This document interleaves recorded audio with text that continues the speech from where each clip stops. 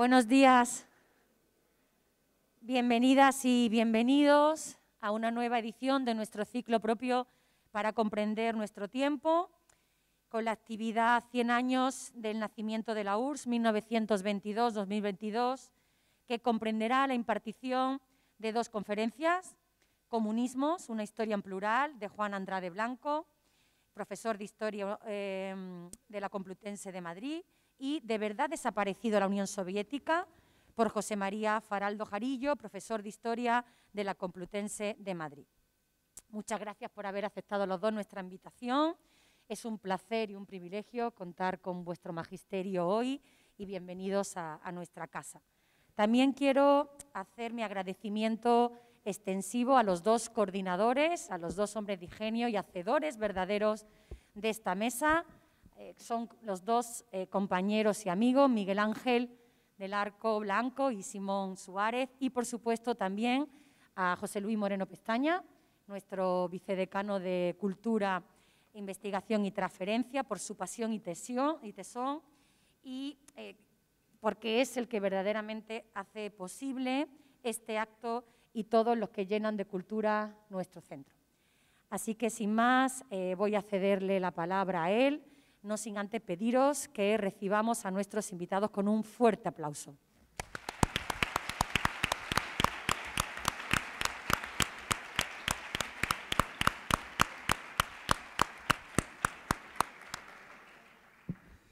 Bueno, buenos días, gracias decana, bienvenida y bienvenido a la Facultad de Filosofía y Letras.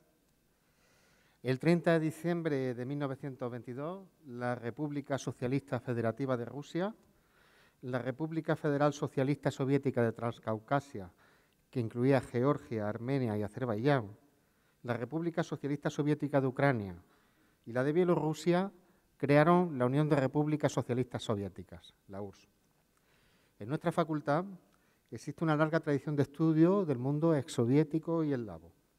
Por lo tanto, cuando miramos efemérides sobre las que reflexionar, enseguida preguntamos a nuestros colegas, los profesores de Filología eslava, Simón Suárez Cuadro, y de Historia Contemporánea, Miguel Ángel del Arco Blanco, acerca de dos de ellas: la fundación de la URSS y la batalla de Stalingrado, que comenzó en 1942 y de la que se cumplen 80 años. Nos decidimos pensar sobre esta. Y es lo que vamos a hacer hoy.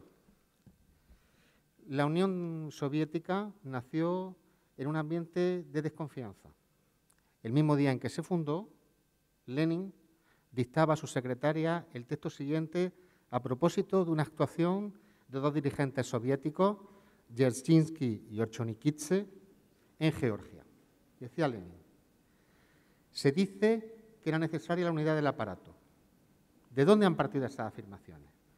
¿No será del mismo aparato ruso que, como indicaba ya en uno de los anteriores números de mi diario, hemos tomado del zarismo, habiéndonos limitado a ungirlo literalmente con el óleo soviético? El día siguiente, el día 31 de diciembre, Lenin continuaba con el asunto y dictaba lo siguiente: en mi obra acerca del problema nacional he escrito ya que el planteamiento abstracto del problema del nacionalismo en general no sirve para nada.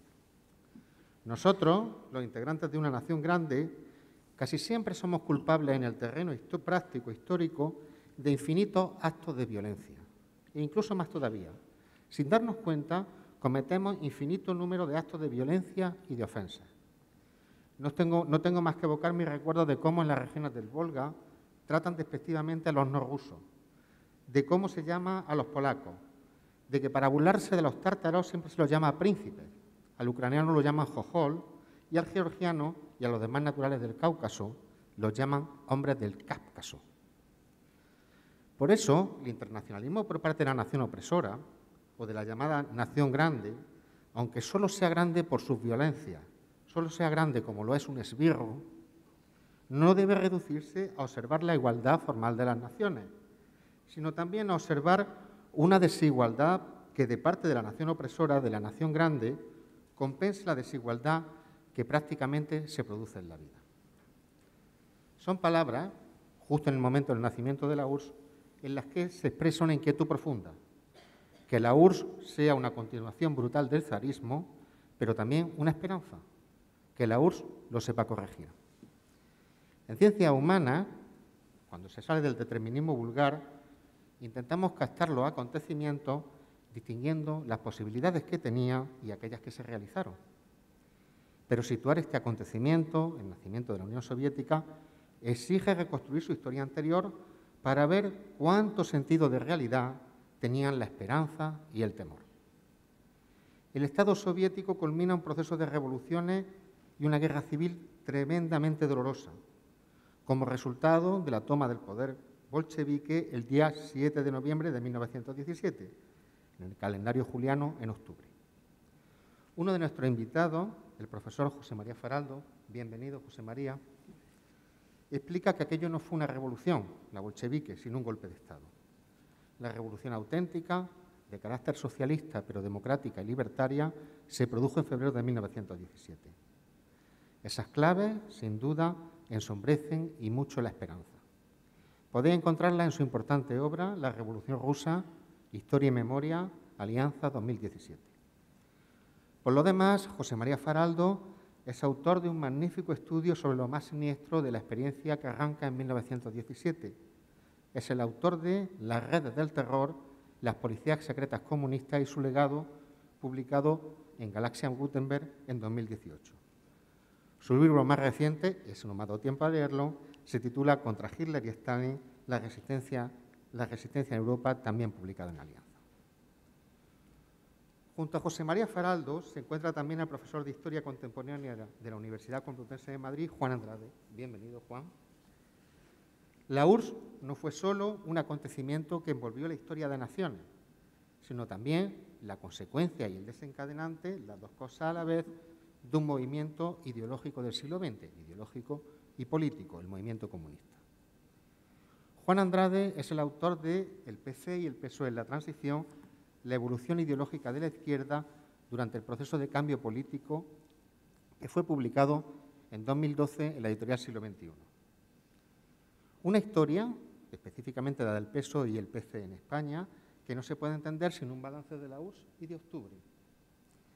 En 2017 coordinó en ACAL, junto con Fernando Hernández Sánchez, un libro colectivo sobre ese balance, 1917, la Revolución Rusa 100 años después, libro en el que también escribe una importante aportación José María Faraldo. Balance de esa historia compleja es también el libro de entrevistas hábilmente situadas en contexto por Juan Andrade con Julián Guita y titulado Atraco a la memoria, un recorrido histórico por la vida política de Julián Guita.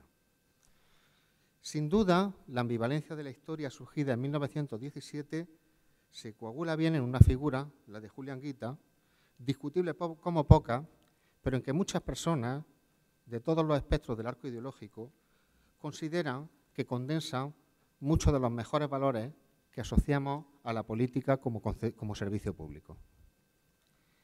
Ellos dos nos acompañan hoy. Cuando organizamos este acto, ignorábamos las circunstancias en las que se desarrollaría. Toda la facultad y nuestro equipo decanal, nuestra decana y fundamentalmente nuestro vicedecano de Relaciones Internacionales, Simón Suárez Cuadro, a quien aquí aprovecho para mandarle nuestra admiración y reconocimiento, estamos y está completamente comprometidos en la lucha contra la agresión rusa a Ucrania.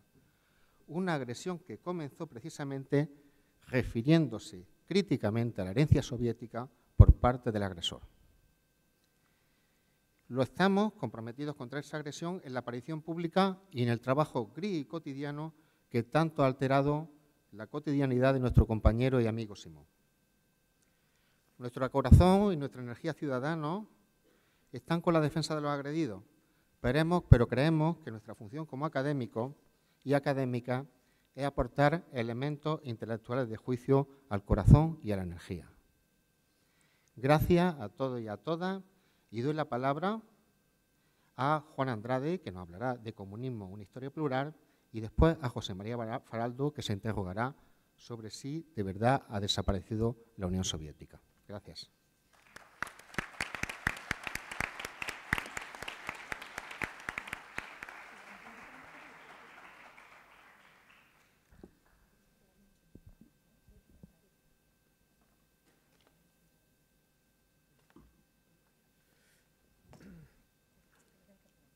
¿Sí? ¿Se oye bien? Bien. Pues nada, muy buenos días. Muchas gracias por asistir a este acto. Muchas gracias a la Facultad de Filosofía y Letras de la Universidad de Granada y concretamente a la profesora Ana Gallego y a los profesores José Luis Moreno Pestaña, al compañero Miguel Ángel del Arco, a Simón Suárez por haber organizado este acto tan interesante con motivo del centenario de la fundación de la Unión Soviética, que es un marco particularmente interesante, así se lo planteaba yo, ¿no? Para reflexionar 100 años después acerca de cómo precisamente en una facultad de Filosofía y Letras podríamos escribir la historia del comunismo, cómo podríamos plantearnos escribir la historia del comunismo, una historia que incluyera la historia de la Unión Soviética, pero que fuera mucho más allá de la Unión Soviética. Y eso es lo que yo voy a tratar de plantearles en los próximos 30 minutos, probablemente de manera muy esquemática, pero al objeto de que luego en el debate podamos perfilar de manera mucho más fina y sofisticada algunas cosas que quizá esboce de trazo grueso. Yo creo que lo primero que hay que hacer para escribir una historia del comunismo es purgar, es depurar ese concepto de sus usos públicos más presentistas, que a mi modo de ver se manifiestan o se organizan en tres grandes narrativas. Una de tipo apologético, minoritaria, pero con frecuentes retornos, según la cual pues, la Unión Soviética sigue siendo un modelo de emancipación válido que si cayó en su día fue como efecto de una conspiración externa y de una traición interna. Hay otra narrativa que yo creo que idealiza los orígenes de la Unión Soviética para criticar enseguida su pronta degeneración a cargo de un grupo de dirigentes burocráticos y autoritarios. Y hay otra narrativa denigratoria, profundamente moralizante, que se forjó sobre todo en el contexto cultural de la Guerra Fría y que sigue siendo dominante en el debate público.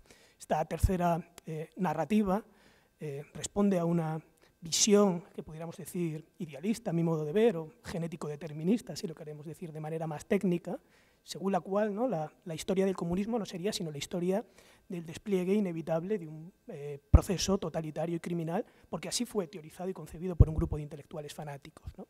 Esta tercera narrativa tiene más o menos dos versiones, simplificándolo mucho, una más básica, más esquemática, más reactiva, para la cual el comunismo sería una especie de sustancia tóxica todavía activa con capacidad de propagación sobre cuerpos que sorprendentemente nunca se reconocen a sí mismos como comunistas, ¿no? Y hay otra versión mucho más refinada, más sofisticada, que responde a un sentido común de época antiutópico, ¿no? Según el cual, por bien intencionados que sean, los sueños de la razón, ¿verdad?, de la razón revolucionaria en este caso, conducen inevitablemente a los monstruos de la tiranía y de la escasez, ¿no? Una visión, ¿no?, según la cual pues, el comunismo, históricamente conocido, no sería sino una anomalía afortunadamente corregida por el curso lógico de la historia, a la cual referirse, ¿no?, para por medio de un contraste generalmente extemporáneo, ¿no?, estar tranquilos por lo bien que nos encontramos con respecto a aquellas experiencias. Estas tres narrativas tan distintas, tan diferentes, tan enfrentadas en sus valoraciones, tienen sin embargo un denominador común, y es que las tres parten de una concepción esencialista, unívoca, ¿no?, y atemporal del comunismo. Y frente a esto, yo creo que la labor de los historiadores, de los científicos sociales, es hacer una categorización múltiple del comunismo y escribir una historia profundamente crítica, pero contextualizada.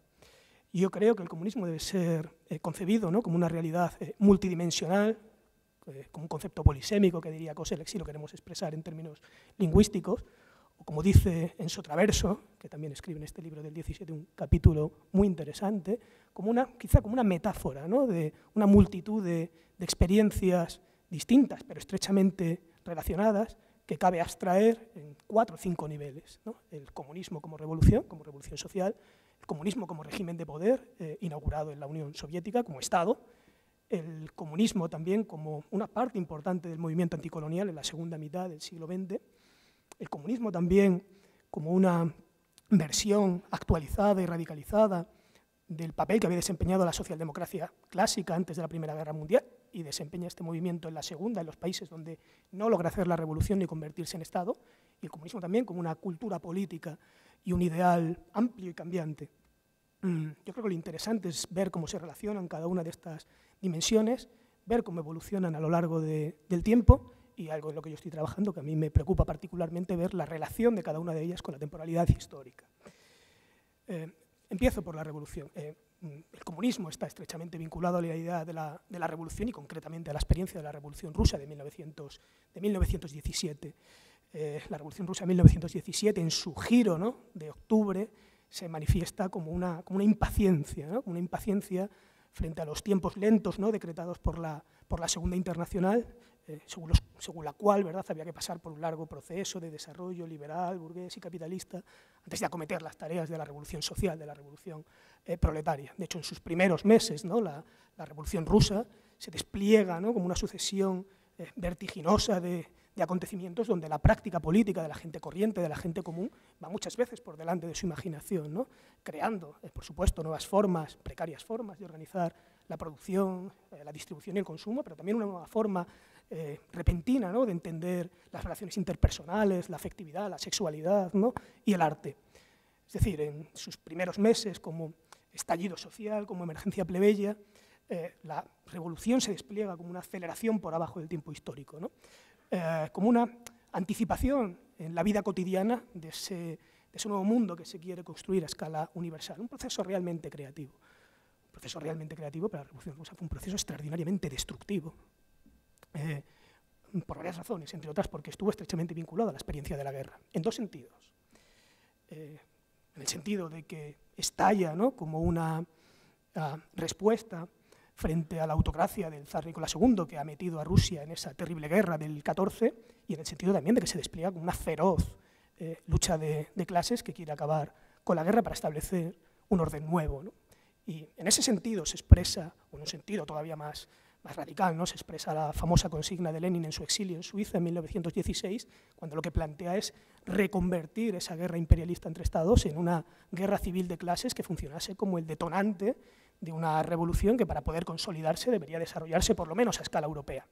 Y efectivamente, como se ha señalado, ¿verdad?, la revolución deriva prácticamente sin solución de continuidad en una guerra terrible, en una guerra civil terrible de 1918 a 1921, más truculenta todavía de lo que Lenin había pensado, y que termina modelando la personalidad y la naturaleza del nuevo régimen político de la Unión Soviética, tanto más, a mi modo de ver, mucho más, que las experiencias revolucionarias de febrero y octubre de 1917.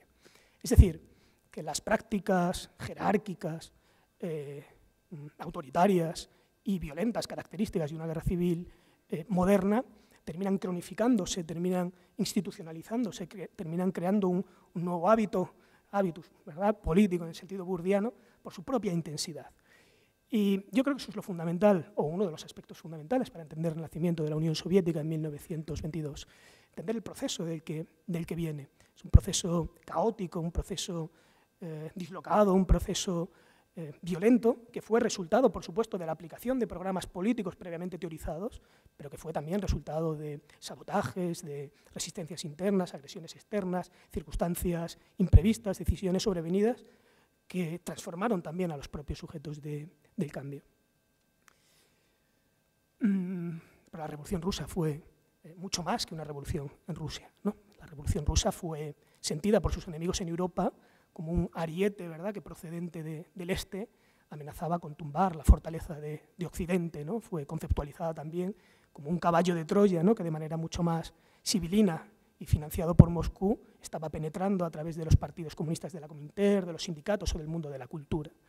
Sin embargo, en perspectiva, ¿no?, la Revolución Rusa funcionó como otra cosa. Yo creo que funcionó más bien como el activador, ¿no?, como el percutor, ¿no?, de una pulsión revolucionaria que estaba presente en una parte, no en toda, pero en una parte importante de las clases populares europeas. Y esta parte de las clases populares, para esta parte de las clases populares, el surgimiento de la Unión Soviética fue concebido como la prueba de la viabilidad de un proyecto político hasta entonces ideado, ¿no?, como una experiencia que permitía pasar de esa especulación utópica tan característica del movimiento obrero, reemplazar esa especulación utópica por un referente material, tangible, estatal, concreto, y pasar, ¿no?, de una acción política improvisada a una estrategia que supuestamente tenía visos de triunfo, visos de posibilidad. Y así fue como fue recepcionado, en algunos casos como una experiencia a imitar de manera mimética, lo que no funcionó nunca, en otros casos como una fuente de inspiración creativa, y en otros muchos casos la experiencia de la Revolución Rusa fue concebida en otros lugares como una experiencia imaginada sobre la que proyectar anhelos, deseos y proyectos muy particulares que a veces guardaban poca relación con lo que estaba sucediendo en Rusia, en virtud, ¿no?, de la distancia cultural y comunicativa de la época. Y este es, por ejemplo, el caso de la CNT en España, ¿no?, el sindicato mayoritario de inspiración anarquista que respalda inicialmente la revolución bolchevique de octubre porque lo lee como una revolución consejista y bakuninista. Obviamente luego ya no, ¿verdad? En cualquier caso, la revolución rusa inspira, ¿no?, alienta, estimula revoluciones por toda Europa, pero revoluciones muy distintas y revoluciones que responden a causas endógenas, si lo queremos expresar así, o que son leídas como las distintas manifestaciones de una misma revolución global que, sin embargo, va a ser derrotada a principios de los años 20. Me refiero a la llamada Revolución Espartaquista, la República Soviética de Baviera, la República Soviética Húngara de Bela Kun y a multitud de procesos que tienen lugar en todos lados, como el movimiento de ocupación de los consejos de fábrica en Turín, ¿no? Y la derrota, ¿no?, de estas experiencias revolucionarias a principios de los años 20 yo creo que es determinante para entender varias cosas, al menos tres cosas. En primer lugar, en virtud de esta derrota, ¿no?, los revolucionarios europeos que habían protagonizado estos acontecimientos acelerados pasan ya a otras tres temporalidades distintas. Pasan al tiempo indefinido del exilio, pasan al más lento de todos los tiempos, que es al de una larguísima condena en prisión, o se les acaba el tiempo, pasan al paredón, ¿no?, al fusilamiento directamente. En segundo lugar, la derrota de estas revoluciones en Europa en los años 20, donde se constata que, a diferencia de Rusia, el Estado no es un gigante con pies de barro, sino un poderoso leviatán enraizado en una densísima sociedad civil, obliga a pensar la revolución de otra forma y en otros tiempos. A pensar la revolución en tiempos más lentos, ¿verdad?, en los tiempos de una guerra lenta de posiciones, donde construir una hegemonía también ideológica y cultural, desde la que luego ya plantearse momentos de ruptura, momentos de aceleración, y quien piensa particularmente bien esta encrucijada es un intelectual revolucionario italiano, Antonio Gramsci, que ha participado en la celeridad de los acontecimientos de las ocupaciones de fábrica en Turín y lo está pensando precisamente desde una larga condena en prisión, lentísima condena en prisión en las cárceles del fascismo.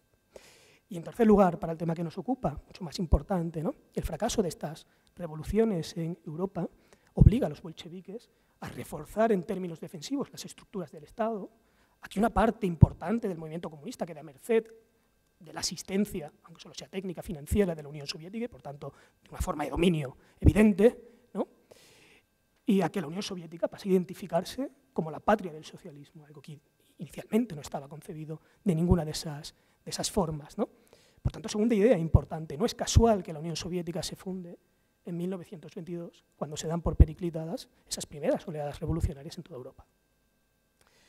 Bueno, en cualquier caso, en virtud de todos estos acontecimientos, la Unión Soviética aparece, despunta, descolla, ¿no?, como un nuevo Estado obrero, joven, que ha roto, ¿no?, el cierre de la Gran Guerra, que va a ser determinante en la derrota del nazismo en la Segunda Guerra Mundial, que va a aprovechar el avance del Ejército Rojo para imponer regímenes políticos afines y que durante la Guerra Fría, de alguna forma, va a disputar la hegemonía de Estados Unidos, siendo percibida por algunos sectores como un modelo alternativo de sociedad y de Estado. Pero lo interesante es, lo fundamental, ¿no?, yo creo que es entender que durante décadas la Unión Soviética no va a dejar de modelarse, sino en diferentes contextos de guerra, y que por tanto va a introyectar autoritariamente toda esa presión externa y va a inspirar, ¿no?, una constelación, a promover o a inspirar una constelación de estados que a la altura de 1970 cubre prácticamente un tercio de la humanidad. Y esto nos lleva a hablar de otra segunda dimensión, ¿no?, que es la del socialismo como régimen político, como Estado, ¿no?, como experiencia de Estado, como socialismo de Estado, es decir, una forma histórica de organizar el Estado, la sociedad y la economía en un tercio del mundo de 1917 a 1991. Entonces, yo creo que para escribir la historia, ¿no?, de estas experiencias de Estado hay que huir primero de cualquier visión homogenizadora, ¿no?, y atender a esta diversidad de experiencias espaciotemporales, ¿no? Es muy arriesgado, es muy difícil hacer una abstracción, pero si nos atreviéramos a ello, pues tendríamos que hablar de sistemas políticos de partido único, ¿no?, basados en la estatalización de los medios de producción, en la industrialización forzosa, ¿no?, y muy ruda, y en la planificación centralizada de la economía, ¿no? Es decir, regímenes políticos que por medio de procedimientos extraordinariamente coactivos, también de una amplia adhesión social, sacaron con un coste social muy alto a sus países, a países secularmente atrasados de la pobreza, para crear nuevas formas de sociedad donde la restricción fuerte de las libertades se conjugó con avances importantes en los ámbitos de la ciencia, de la educación. Es decir, regímenes que se construyeron inicialmente con unas dosis de violencia importantes, bárbaras en muchos casos, que luego se fueron disipando, ¿no?, para dejar como herencia el control más bien burocrático de una sociedad que se movió entre los consensos pasivos, ¿no?, la apatía o la vida alternativa en sus márgenes. Es muy difícil sintetizar todo esto, ni siquiera en el caso de la Unión Soviética, tanto más en todos los casos. José es especialista en ello y os podrá hablar infinitamente mejor que yo, ¿no? Pero si pudiéramos hacer una etapa, una evolución por etapas muy básica, muy sintética, podríamos hablar de un primer momento, ¿no?, donde estos estados promueven procesos de modernización en muy pocos años, que en Europa han requerido de décadas, incluso de siglos, es decir, promueve una aceleración del tiempo histórico desde arriba, desde el Estado, una revolución desde arriba que requiere de niveles extraordinarios de coacción y cuyo paradigma sería los planes quinquenales, por ejemplo, ¿no? Un segundo momento, ¿no?, de recogida de algunos de los frutos de distensión en el contexto de la Guerra Fría, donde se impone otro tiempo, un tiempo para algunos ciudadanos estable, de seguridad social, y otro tiempo para muchos ciudadanos, un tiempo plomizo, ¿no?, un tiempo mortecino, un tiempo aplastante, ¿no? Y un tercer momento, que es el momento de colapso de estos socialismos de Estado, que va a ser aprovechado por sus enemigos para decretar ya el fin de la historia, ¿verdad? Pero el comunismo fue también muchas cosas, ¿no? Fue una parte importante de los movimientos de descolonización en la segunda mitad del siglo XX.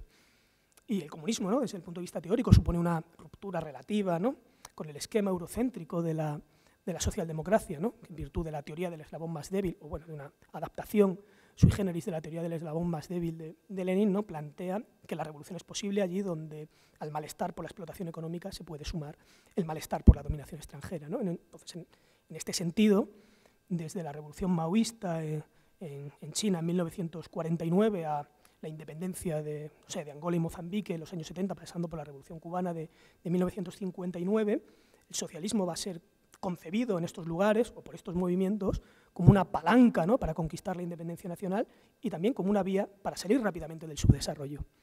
Y por eso no es casual, no digo que sea la razón, pero digo que no es casual que el socialismo, no como modelo alternativo de Estado, sino como régimen de poder, haya sobrevivido en lugares como China y Vietnam, por ejemplo, ¿no? Es decir, en lugares donde está muy vinculado a la independencia, a la soberanía y la identidad nacional. Y por tanto tampoco es casual que colapsara en Europa del Este, en Europa Central, es decir, allí donde, en palabras de Kapuscinski, ¿no?, se terminó configurando como un imperio que pivotaba en última instancia sobre la centralidad de Rusia, ¿no? A ver, las razones de la caída de la Unión Soviética son múltiples y corresponde a un debate historiográfico todavía abierto ponderarlas, ¿no? Podemos enumerarlas, si acaso, pues la atrofia de la economía, su incapacidad para adaptarse a los cambios tecnológicos de los 80, el coste tremendo de la Guerra Fría, de la carrera armamentística, sobre todo, ¿no?, en su fase de la guerra de las galaxias, la sangría de Afganistán, la penetración, ¿no?, de imaginarios occidentales o la generación de imaginarios propios, ¿no?, que habrían expectativas de consumo, de vida o de libertad que no podían ser satisfechas en esos sistemas políticos. La aplicación también de reformas como la perestroika o la glasnost, no muy bien pensadas, ¿no?, que terminaron quebrando la columna vertebral del sistema sin reemplazarla por otra, pero la presión o la acumulación de todas estas tensiones se produjo en última instancia en los márgenes, ¿no? Es decir, la Unión Soviética no cayó por efecto de una movilización social potente en el centro, en Rusia, donde el movimiento de oposición tenía su peso, pero no era tan fuerte, como de la presión social, ¿no?, en sus márgenes, ¿no?, en países, en multitud de lugares, ¿no?, como Alemania o como Polonia, donde la construcción del socialismo, donde el comunismo no había sido producto de una revolución autóctona, sino del avance del Ejército Rojo, o también de la presión de lugares como Hungría, ¿no?, como Checoslovaquia, donde sí existía una tradición revolucionaria fuerte, pero en parte había sido también cercenada, ¿verdad?, los episodios de Hungría de 1956 o la primavera de Praga de 1968, ¿verdad?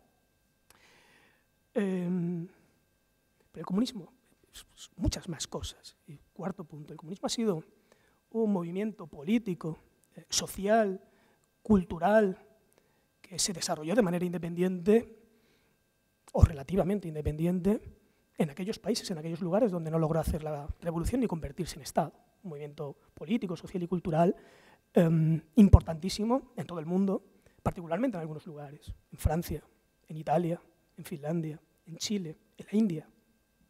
Es decir, es donde partidos comunistas, en virtud de su amplio respaldo electoral, gobernaron durante mucho tiempo una red importante de alcaldías, aquí en Andalucía, ¿verdad? Córdoba, por ejemplo, gobiernos regionales, o participaron en gobiernos nacionales de coalición, en partidos que fueron los partidos más influyentes en los sindicatos mayoritarios y que en algunos de estos lugares levantaron una importante contrasociedad, ¿no? Formada por cooperativas, asociaciones de vecinos, centros sociales, clubes polideportivos, cineclubs y, por supuesto, revistas, periódicos, editoriales.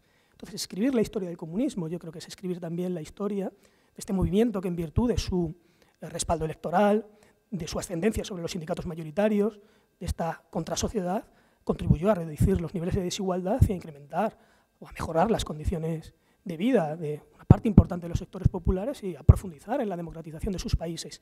Algo particularmente subrayable en lugares como Portugal o como España, donde los partidos comunistas fueron los partidos más activos e influyentes en la lucha contra la dictadura y en la lucha por la restauración de las libertades, por las dos cosas, ¿no? Estos partidos, estos movimientos también, como nos recuerda Angela Davis, ¿no? Candidata a la presidencia de los Estados Unidos por el Partido Comunista de los Estados Unidos, no solo desempeñaron también una labor que se puede ponderar, ¿no? Su lucha contra el machismo, contra el racismo, sino que, eso cada vez se estudia más desde la historia social y cultural, funcionaron como espacios relativos, todo es relativo, ¿verdad?, de igualdad o de integración. Pensemos, eso yo lo he podido analizar un poco en el caso del PSUC, en el tardofranquismo y en la transición, ¿no? Es un partido comunidad que sirve para integrar en Cataluña buena parte de los trabajadores procedentes del sur o del interior de la península. Todo eso hay que historiarlo, ¿no? Y hay que historiar también un movimiento que es generador de cultura, en muchos sentidos, de cultura pop, si queremos hacer esa disociación tan básica, ¿no? De cultura popular y de cultura académica, o de trazar precisamente puentes entre ambas formas de cultura, o difuminar las fronteras entre una y otra, dando lugar a una tradición, ¿no? De pensamiento, de generación de pensamiento y de cultura, con escuelas, con tendencias, con nombres, ¿no? En todos los campos del saber, en el mundo de la filosofía y del pensamiento, no sé, Lukács, Gramsci, Althusser, Sacristán, Juan Carlos Rodríguez aquí en esta universidad, compañeros de viaje, ¿no? Como Walter Benjamin, Jean-Paul Sartre, en historia, ¿no? Archiconocido grupo de los historiadores del Partido Comunista Británico, con Donator, Christopher Hill, Erich Hobsbawm, Raphael Sammel, Epi Thompson, ¿no? En literatura, aquí estáis especialistas, ¿no? Gorky, ¿no? Bertolt Brecht, Doris Lessing, Pablo Neruda, Rafael Alberti, José Saramago, en música, ¿no? Sostakovich, Silvio Rodríguez, José Menese, ¿no? En el cine, Einstein, Pasolini, Dalton Trumbo, Luchino Visconti, en las artes plásticas, Ronchenko, Diego Rivera, Pablo Picasso. Es decir, todo eso forma parte también de la historia de este movimiento. Ahora bien, si hablamos del comunismo como un movimiento político, social y cultural, allí donde no hizo la revolución ni se convirtió en Estado, también hay que preguntarse qué relaciones mantuvo este movimiento con el proyecto de la revolución y con la Unión Soviética, ¿no? En cuanto a lo primero, yo creo que el movimiento comunista, los partidos comunistas occidentales, trataron, ¿no?, de conjugar la lucha por los objetivos inmediatos con la lucha por los objetivos ulteriores, ¿no?, máximos, ¿no?, sin lograr apenas mediaciones o articulaciones satisfactorias, ¿no? Eso es una visión particular mía. Recurriendo más bien a una combinación un tanto conservadora, ¿no?, problemática, que combinaba radicalismo retórico con posibilismo práctico. Y eso también abrió el campo, el espacio, a otras expresiones políticas de tipo trotskista, maoísta, autónoma, consejista, que también hay que considerar a la hora de escribir esa historia del comunismo. En cuanto a la Unión Soviética, estos partidos comunistas que no hicieron la revolución y se convirtieron en Estado, mantuvieron actitudes muy cambiantes y muy distintas, que fueron de la dependencia a la adhesión, a la conquista también de una autonomía que resultaba obligada, ¿no?, si no se quería supeditar pues, los proyectos de transformación social y de cambio político en sus propios países a los intereses de Estado de la Unión Soviética, y que en algunos momentos hicieron valer, como la condena a la invasión de Checoslovaquia, ¿no?, por las tropas del Pacto de Varsovia. Hay casos de todo tipo. Y yo he tenido en mi tesis doctoral pude analizar empíricamente el lugar que la Unión Soviética ocupaba los militantes del Partido Comunista a la altura de 1979. Y mis conclusiones fueron más o menos las siguientes. Para una amplia minoría de los militantes del Partido Comunista de 1979, la Unión Soviética seguía siendo la patria del socialismo. Para otra minoría importante, aunque yo creo que más reducida, la Unión Soviética era una dictadura con la que había que romper clara y públicamente. Y para una mayoría de militantes comunistas a la altura de 1979, la Unión Soviética era un régimen que se había formado en unas circunstancias históricas determinadas, que poco o nada tenía que ver con el sistema que ellos querían construir de igualdad social y democrático, y un Estado con respecto al cual mantenían una distancia prudencial o una llamativa indiferencia. Hay otra dimensión, una última, y con esto ya acabo, ¿no? Que es, el comunismo es también un ideal, ¿no? Un ideal amplio, difuso, cambiante, que ha resultado muy atractivo para algunos sectores importantes de la sociedad en todos los lugares del mundo, ¿no? Ha resultado muy atractivo, yo creo que porque está anclado, ¿no?, en un sentido común, ¿no?, que gira en torno a la idea de la igualdad social como condición necesaria, o al menos condición de posibilidad para la conquista de la libertad y de la autonomía individual, ¿no?, que gira también en torno a la idea, ¿no?, de la potencia que tiene lo común, ¿no?, o la cooperación transparente, ¿no?, como motor de desarrollo frente a los principios de competencia. Es un ideal también atractivo, ¿no?, porque en cierta medida está anclado, ¿no?, en los valores de la Ilustración, ¿no?, en su idea que presupone la posibilidad de entender analítica, crítica y racionalmente la realidad y de poder transformarla consecuentemente. Tiene sus atractivos. Obviamente es un ideal que tiene algo, o tiene mucho más que una relación problemática con sus materializaciones históricas, algunas de ellas efectivamente terribles, ¿no? Pero también es verdad que es un ideal adaptativo, ¿no?, porque en la medida que está anclado en esas tradiciones crítico-racionales, ¿no?, de la Ilustración, contiene también un dispositivo que le permite salirse de sí mismo, volverse sobre sí mismo, analizar críticamente, ¿no?, sus materializaciones históricas, cuestionarse a sí mismo, ¿no?, actualizarse, ¿no?, y ha sido adaptativo también en muchos momentos cuando no ha operado, ¿no?, como una aspiración maximalista, ¿no?, o como un decálogo inmutable, ¿no?, o como un dogma, ¿no?, sino como una especie de principio regulativo de una práctica cotidiana con capacidad para entroncar con otras tradiciones, con otros pensamientos feministas, pacifistas, ecologistas, con una nueva cultura del trabajo, ¿no?, con una tradición de radicalidad republicana y democrática. Y cuando ha sido capaz de traducir todo eso en una práctica política de alianzas y juntarse con otros. Eso le ha dado momentos de activación, ¿no? Bueno, no sé, tampoco quiero acabar ya. La Unión Soviética cayó en 1991 y sus escombros, ¿no?, fueron aprovechados y utilizados para sepultar todas estas dimensiones, todas estas experiencias múltiples que guardaban relación con ellas, sin duda. Y yo creo que es importante para las historiadoras, para los historiadores, estudiar la Unión Soviética, o para cualquiera que quiera entender el mundo que vivimos, estudiar la Unión Soviética. Pero creo que es tanto más importante, ¿no?, rescatar bajo los escombros de esa experiencia de Estado que hay que estudiar todas estas dimensiones, estos pliegues, todas estas capas, ¿no?, todas estas realidades a las que también cabe llamar comunismos, ¿no? Nada más y muchas gracias.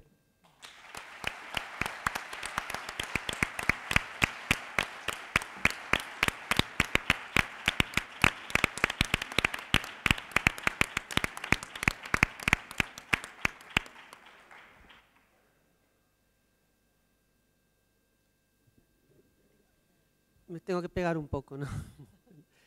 Bueno, después de esta charla tan brillante, la verdad es que pienso que os podéis ir a comer ya y no hace falta que sigamos, porque la verdad es que, bueno, me has dejado poco que decir, podríamos decir, y bueno, la verdad es que es un lujo poder presentar junto a un compañero mío que además es alguien a quien admiro muchísimo.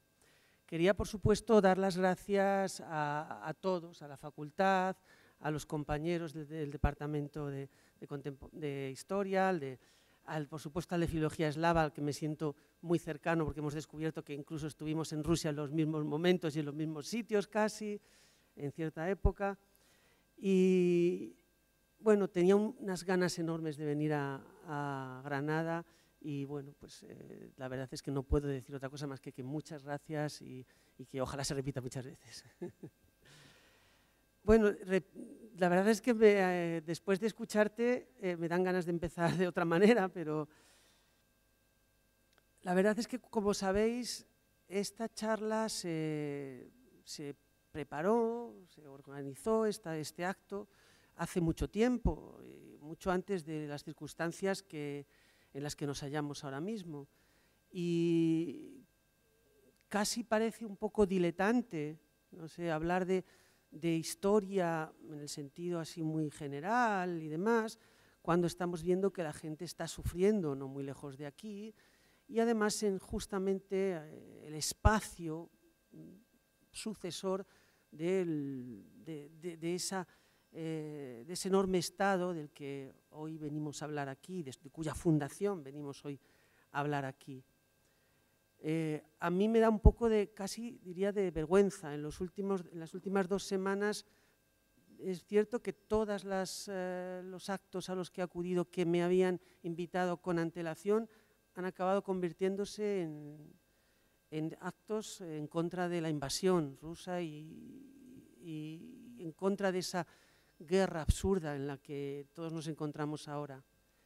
Pero también es verdad, lo estábamos hablando antes, que precisamente para entender esto que está pasando tenemos que echar un vistazo hacia atrás y ver dónde está o dónde puede estar alguno de los orígenes de estos acontecimientos trágicos, durísimos, que estamos viviendo. Como comentábamos antes con Simón, para gente como él y como yo, que llevamos pues eso, 30 años trabajando para intentar acercar estos países a España o al este y occidente, para hacer puentes, para tender puentes, para que vosotros, los estudiantes, no tengáis miedo de ir allí, que aprendáis los idiomas, que investiguéis y que entendáis, pues es como el fin del mundo, podría decirse.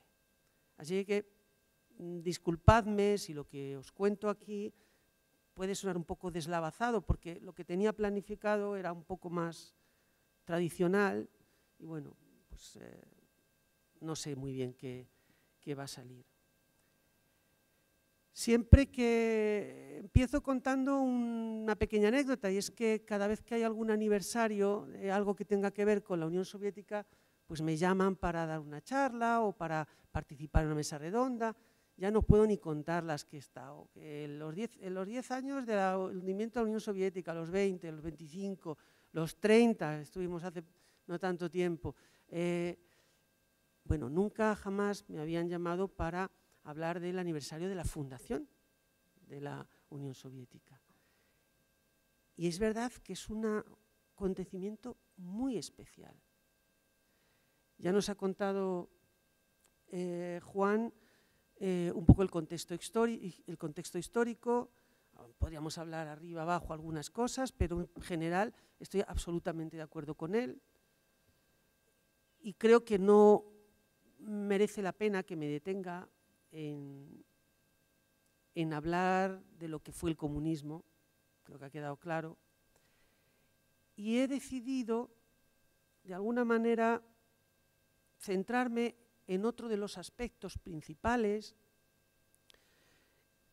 de esta Unión Soviética que nosotros siempre identificamos con una hoz y un martillo, identificamos sin quererlo y sin pensarlo con esa parte del comunismo que nos ha contado que es el movimiento comunista, y sin embargo para mí hay otros valores, podríamos decir, otros aspectos que resultan quizá, no sé si más interesantes, pero desde luego más provechosos. Voy a leeros 2 líneas del himno de la Unión Soviética. Me tengo que quitar las gafas.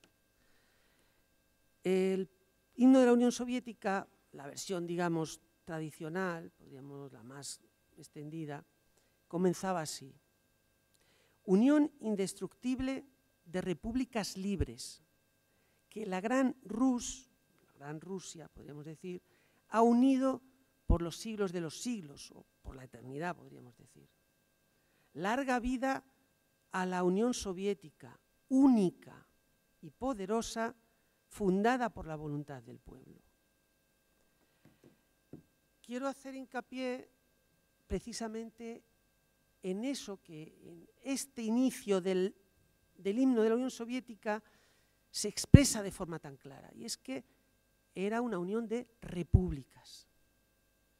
Por supuesto, en el himno comienza, digamos, o sea, nos expresa otras opciones también. Habla de la Unión Soviética como indestructible, una unión única, unida, poderosa, haciendo hincapié en que es una e indisoluble, un poco como la España de Franco.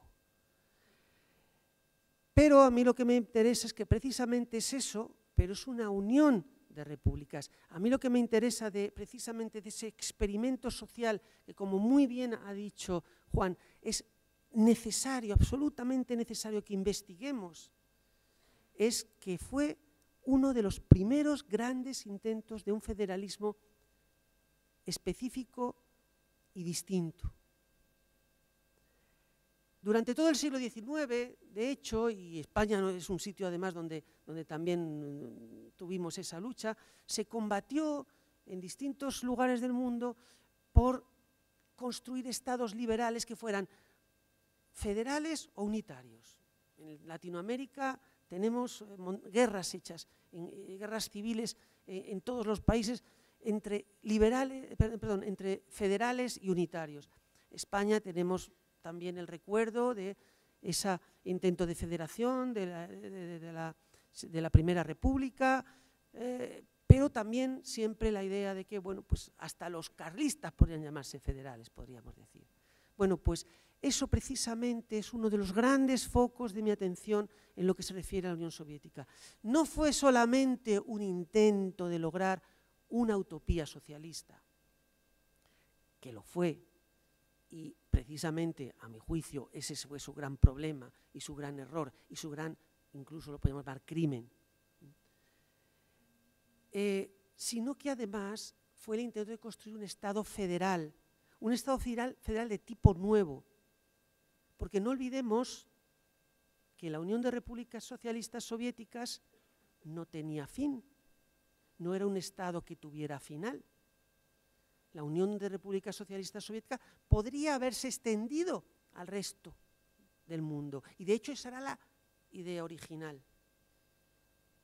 Hay un famoso edificio que se intentó construir en Moscú, el llamado Palacio de los Soviets, que debía de ser un edificio gigantesco, monumental, con una estatua de Lenin arriba del todo, brutal. Se empezó en la época de Stalin, se abrieron los fundamentos, después llegó la guerra, no se pudo construir, la volvieron a empezar, no tenían dinero, murió Stalin y decidieron convertirlo en una piscina.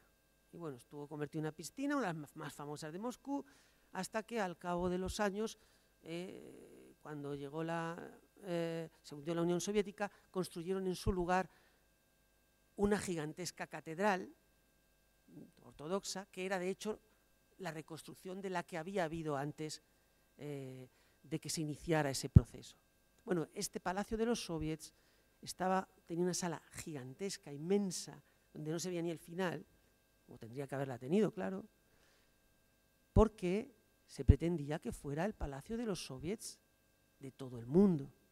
Iba a ser Moscú la capital de toda esa inmensa federación mundial que algún día tendría que llegar.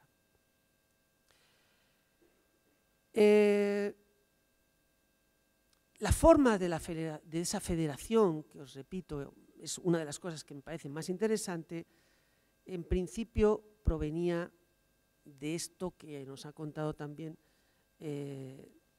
nuestro colega José Luis, de las ideas de Lenin o del leninismo acerca de la forma que debía adoptar un Estado que había sido un enorme imperio, un imperio absolutamente, podríamos decir, del antiguo tipo, de tipo antiguo, y que ahora tenía que convertirse en un Estado federal y de alguna manera en un imperio, pero de un tipo nuevo.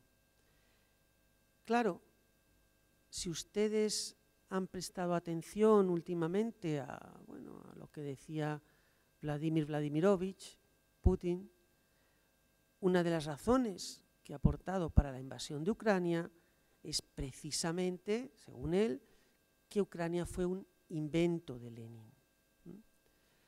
evidentemente eso es falso. Ucrania, la cultura ucraniana tiene una larga tradición, el nacionalismo ucraniano ha intentado en varios momentos construir su propio Estado, en cualquier caso siempre buscaron una cierta autonomía, hay un lenguaje, un idioma ucraniano que ha tenido un peso específico importante, no haría falta defender la existencia de Ucrania. Pero algo de razón tiene Putin en el hecho de que es precisamente esa estructura federal de la Unión Soviética la que va a crear la forma de una serie de naciones en un espacio que anteriormente era un imperio, una serie de naciones que van a convertirse en naciones, podríamos decir, absolutamente modernas, porque les van a permitir tener una concepción del espacio muy clara, un mapa mental del espacio, les van a permitir tener toda una serie de instituciones nacionales en las repúblicas, aparte de las, diríamos, soviéticas, les van a permitir tener el cultivar los idiomas propios, les van a permitir crear estándares de literatura, estándares de gastronomía incluso, todos los estándares propios de una nación. Es decir, que en cierta medida el papel de la Unión Soviética fue el de parir naciones. Uno de los grandes papeles que tuvo la Unión Soviética fue el de construir y crear determinadas estructuras estatales que podían luego asumir o no, porque hay otras de ellas que no lo asumieron, una condición nacional, podríamos llamarlo. Eso fue muy evidente, sobre todo al principio. La primera etapa de esta nueva federación se mantuvo a través de una especie de programa que era la enraización, podríamos decir, del socialismo, y ahí vuelvo a hablar de socialismo, en las propias culturas de esas nuevas naciones que se creaban en el mapa. Esa política permitía que gente, digamos, que durante la época zarista no habían tenido acceso al control y al dominio del territorio en el que vivían, en el que habían nacido y cuyo idioma hablaban, se convirtieran en las élites que iban a gobernar y controlar ese espacio.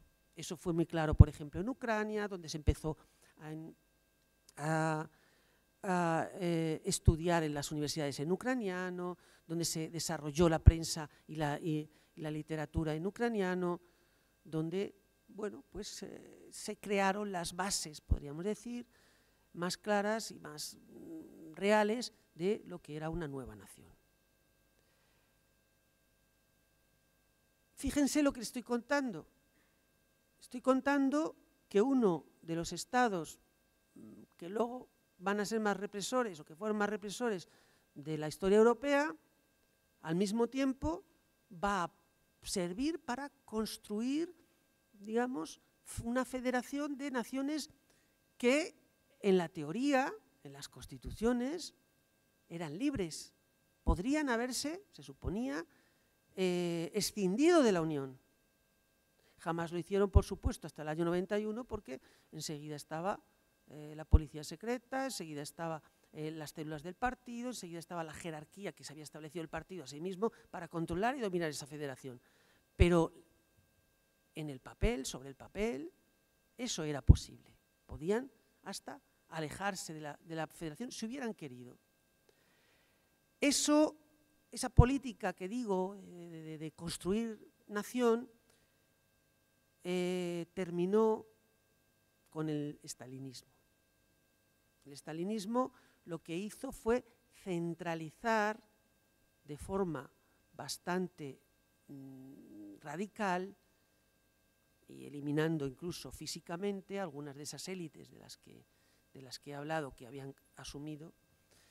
Y bueno, pues a partir del estalinismo las repúblicas soviéticas fueron poco más que una cáscara, un nombre controlado siempre por el partido. el estalinismo tendía a centralizarlo todo.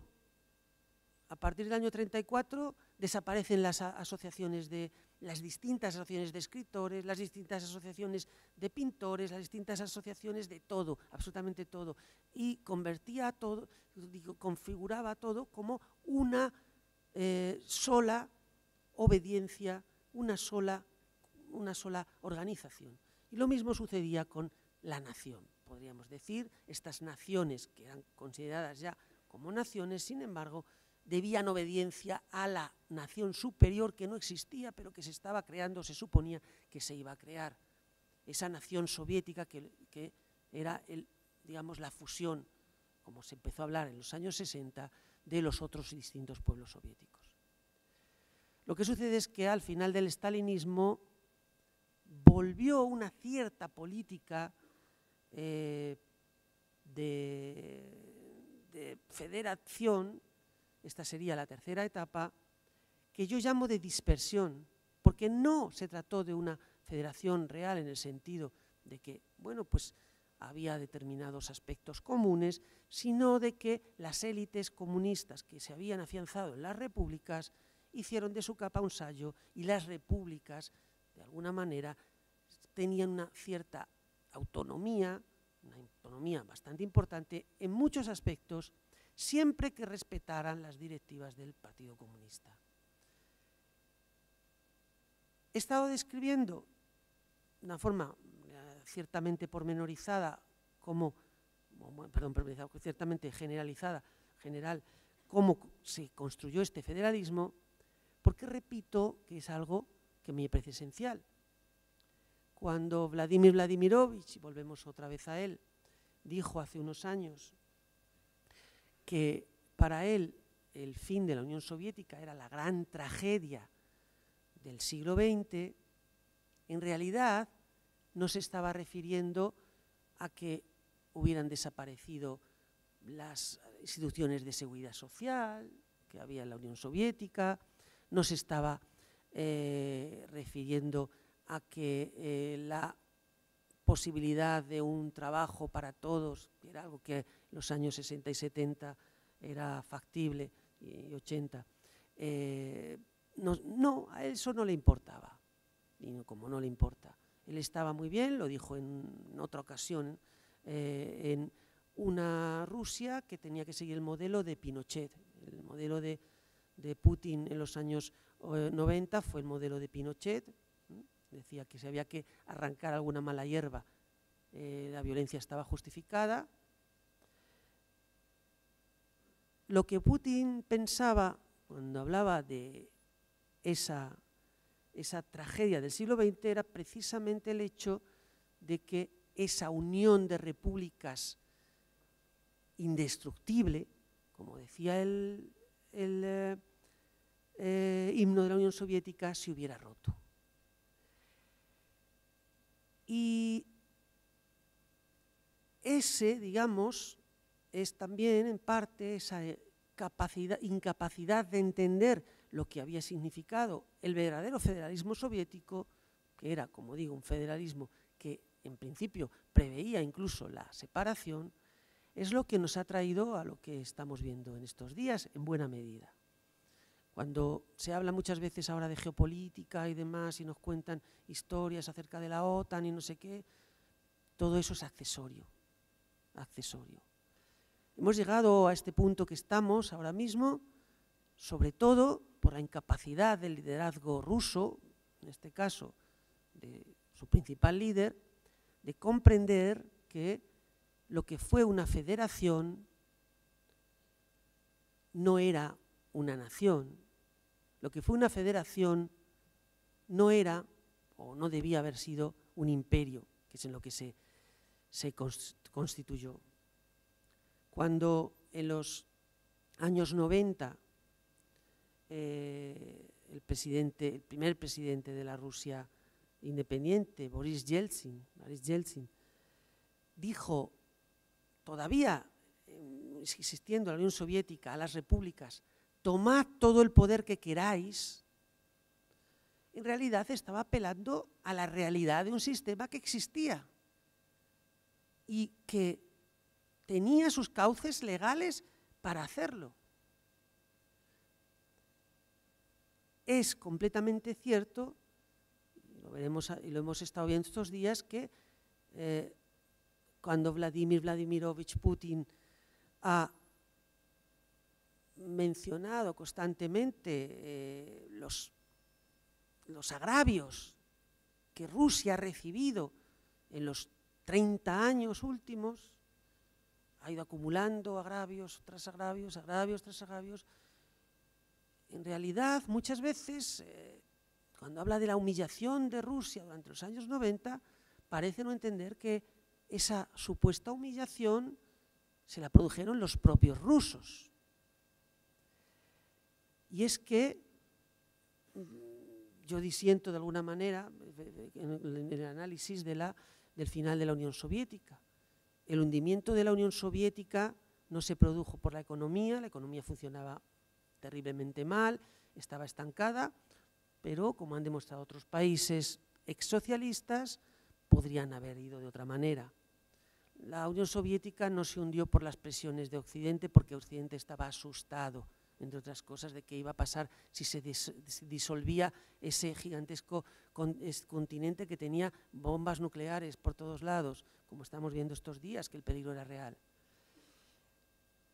En realidad se disolvió porque fueron los rusos, con Boris Yeltsin a la cabeza, los que asumieron la herencia federal de Lenin, si me lo permiten, y decidieron que no necesitaban estar en una unión de repúblicas socialistas, que ellos podían ser independientes.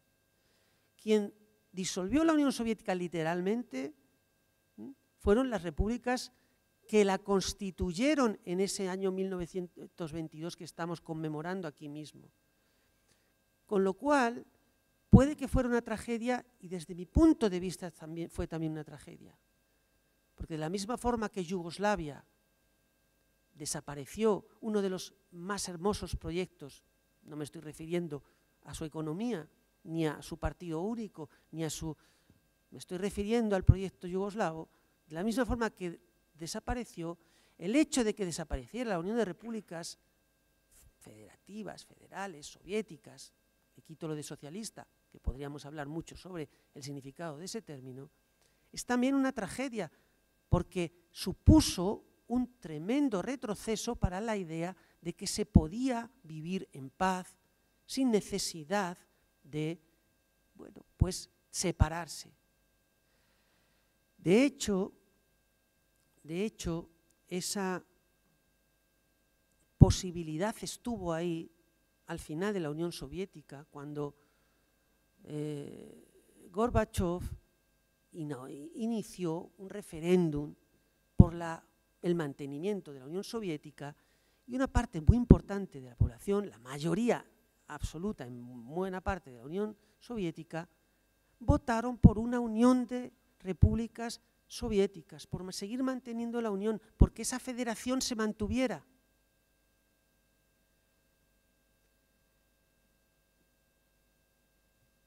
Efectivamente, eso no pasó, y de la idea o de la asunción de que eso no debía haber pasado, de que esa desaparición, de que esa había sido y había permitido que desapareciera una gran potencia, es de donde ahora mismo nos vienen estos lodos que nos están manchando a todos.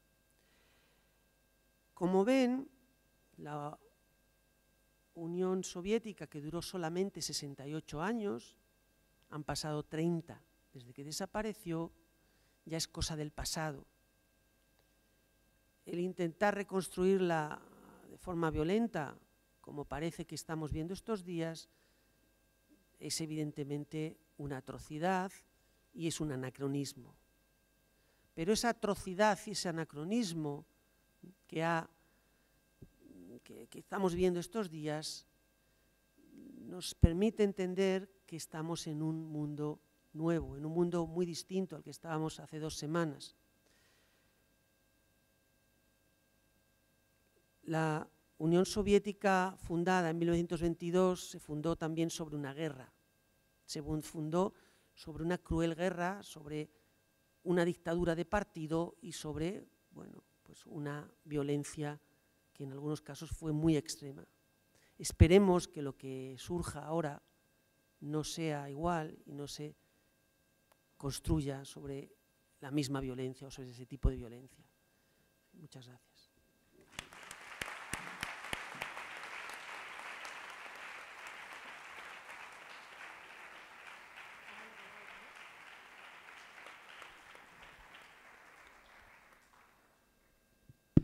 Bueno, pues si os parece, damos ahora un turno de palabra y abrimos el debate, ¿de acuerdo? Muchísimas gracias a José María Faraldo y a Juan Andrade por las excelentes conferencias. Hay que comenzar diciendo eso.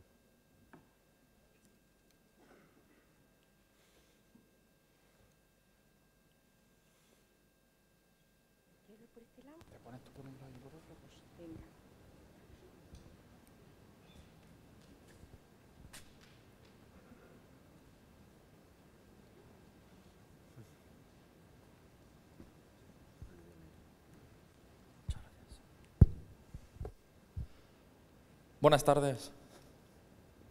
Привет.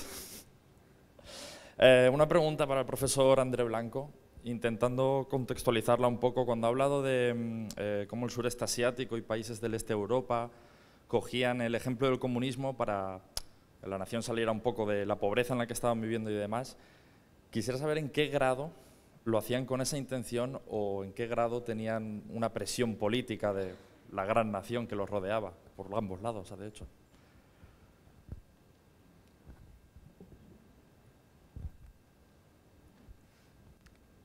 Los casos son múltiples, ¿no? Yo he hecho una apreciación muy general de cómo se conciben los proyectos de Estado inicialmente en el socialismo, ¿no? Y es la idea de modernización, que además es muy cambiante, ¿no?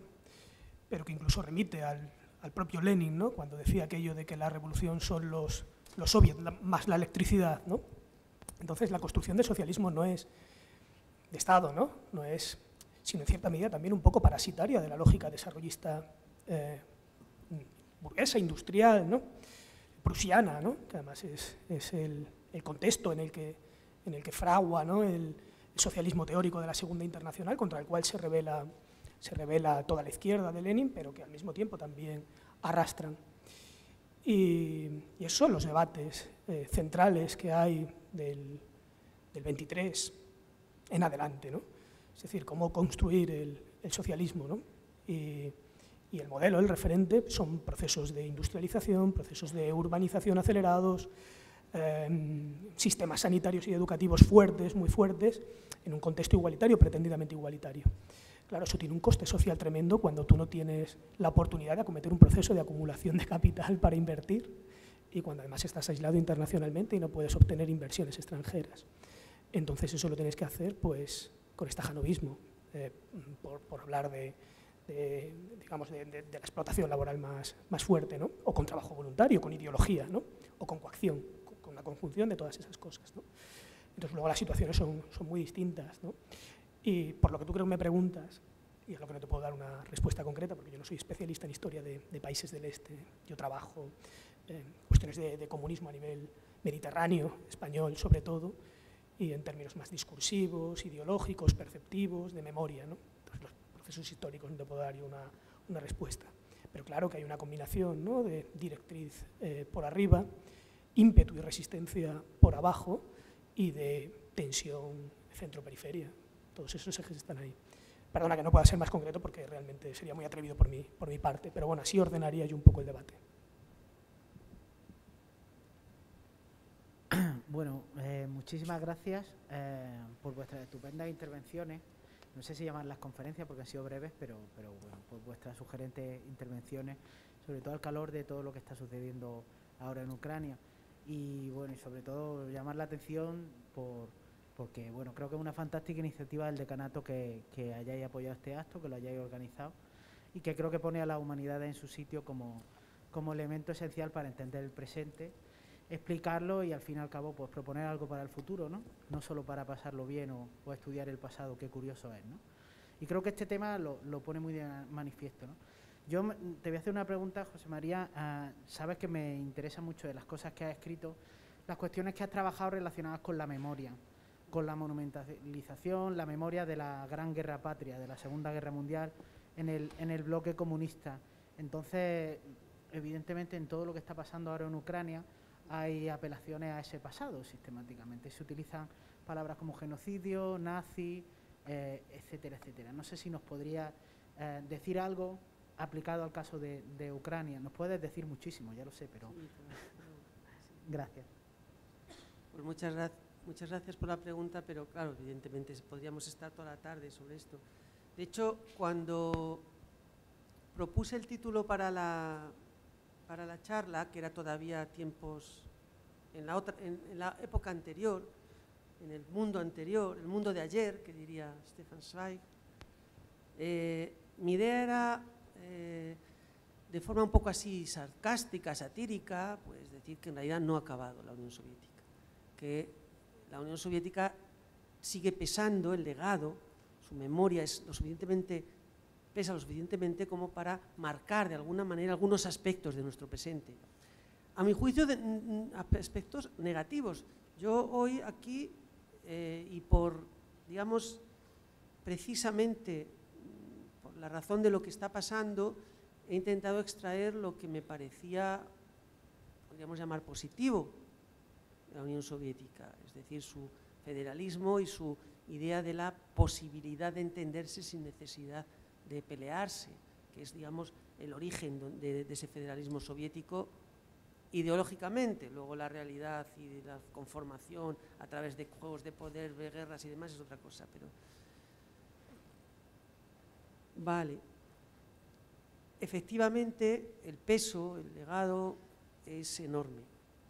En el caso de la guerra de Ucrania, ahí tiene mucho que ver, por un lado, una serie de prejuicios inmensos construidos con un poco lo que nos ha contado José Luis de Lenin, que hablaba de los jojoles, como les llaman, jojoles porque el idioma ucraniano es bastante gutural, entonces para los rusos parece que dicen ¿no? Pero bueno, es una forma de insulto, podríamos decir, de menosprecio.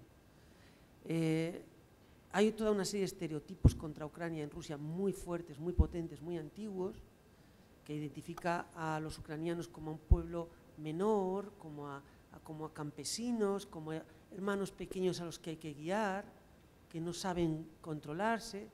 Todo es en fin, el que en Ucrania durante los últimos 20 años sobre todo haya habido vaivenes democráticos, lógicos en una democracia con sus problemas y sus corrupciones, pues desde el punto de vista ruso está visto como el caos ucraniano, la incapacidad de autogobernarse. Tenemos que venir nosotros a gobernarlos. Pues eso es una parte importante. Otra parte importante de ese legado es la absurda idea de que los ucranianos son nazis. Eso es una construcción que surge en la época stalinista, sobre todo durante la Segunda Guerra Mundial, pero que se siguió manteniendo después, en el que, bueno, pues, discúlpenme, Ucrania, si no recuerdo mal, los fragmentos, digamos, ucranianos tenían alrededor de unos 20 y tantos, 30 millones de habitantes al principio de la Gran Guerra Patria, en el 41. De esos 30 millones, 20 y tantos, 30 millones, hubo a lo mejor unos 45 o 50.000 que colaboraron con los nazis activamente y colaboraron porque querían la independencia de su patria, no la consiguieron y algunos de ellos, bueno, incluso acabaron en campos de concentración y otros perseguidos por los nazis. Esos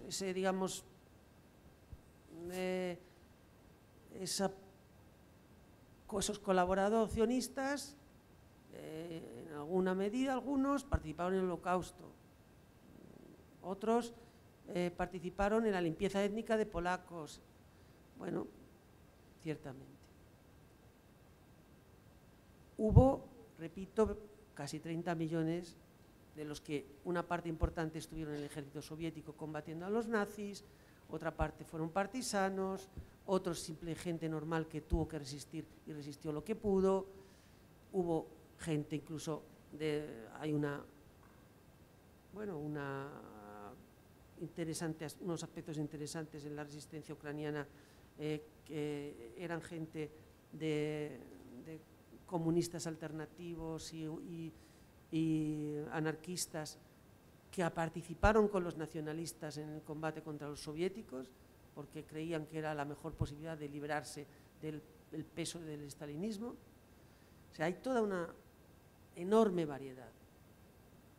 Luego, que utilizó Stalin y sus, digamos, después es nombrar a todos los nacionalistas y de hecho a todos los ucranianos como nazis solamente por eso.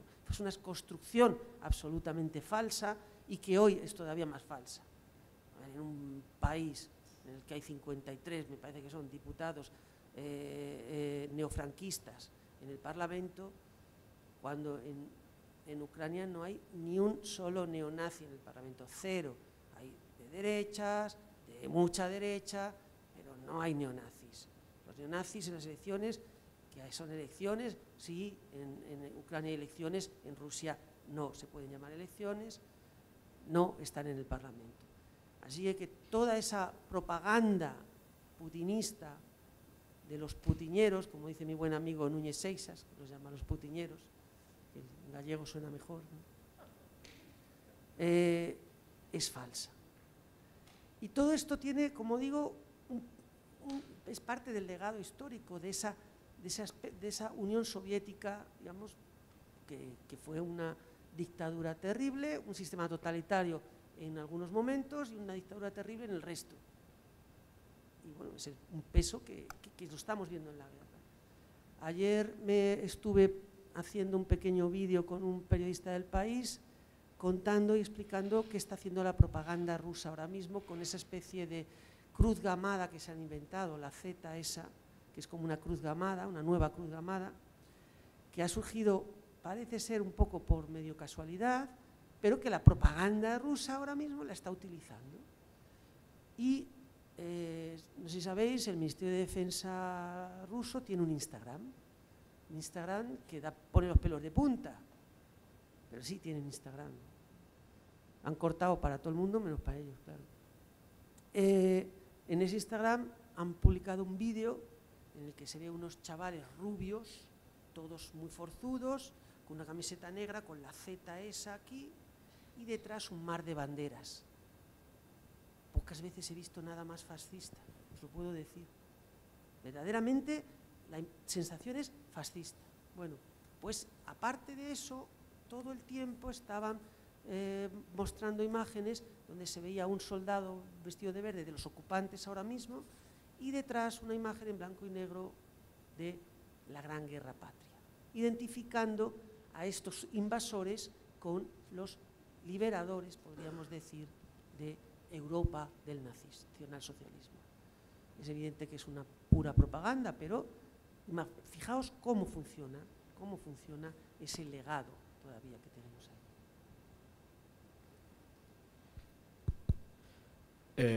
Bueno, buenas tardes. Muchísimas gracias a ambos por esta charla magistral. Y bueno, como inexperto en la Unión Soviética y en su historia, me gustaría consultar a cualquiera de los dos sobre una cuestión que ha resaltado el profesor Faraldo y que me gustaría ahondar.